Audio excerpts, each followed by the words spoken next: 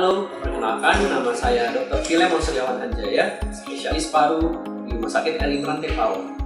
Kali ini saya akan membahas mengenai penyakit asma. Asma adalah penyakit heterogen yang ditandai dengan peradangan saluran napas kronik. Biasanya peradangan saluran napas ini akan ditemukan dalam bentuk sesak napas, disertai bunyi mengi atau ngik-ngik, kemudian dada terasa berat, atau batuk baik berdahak maupun tidak, yang biasanya berbeda-beda antara pagi atau malam, atau cuaca yang dingin, atau dengan aktivitas fisik yang berlebihan, atau dengan hal-hal lainnya yang dapat memicu alergi pada pasien.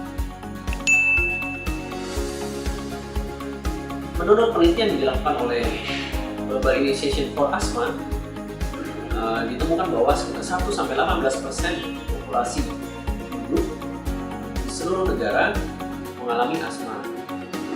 Asma yang dapat diterapi dari sejak kecil, sejak awal, maka progresnya akan bisa ditekan sehingga mengurangi perburukan fungsi paru ke depannya.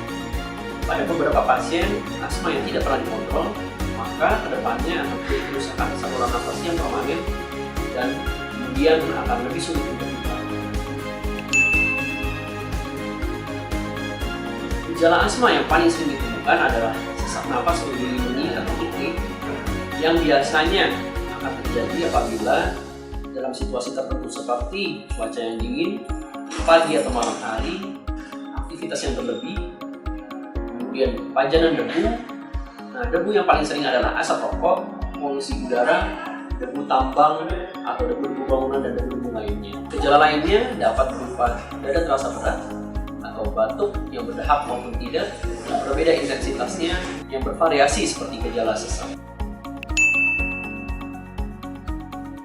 Sama halnya seperti penyakit gula darah yang tinggi atau tekanan darah tinggi, asma tidak bisa disembuhkan, namun bisa dikontrol sehingga sama seperti orang sehat lainnya.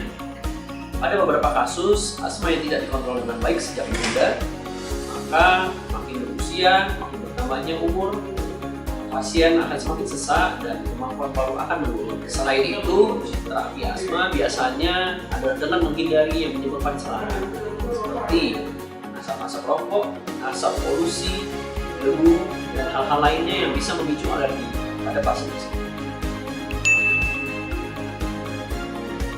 Bila Anda mengalami gejala-gejala seperti di atas tadi, terutama saat cuaca dingin atau saat terkena pajaran asap, segeralah memeriksa diri dan berobat supaya kita dapat mengetahui penyakit apa yang diderita dan dapat diobati sejak dini.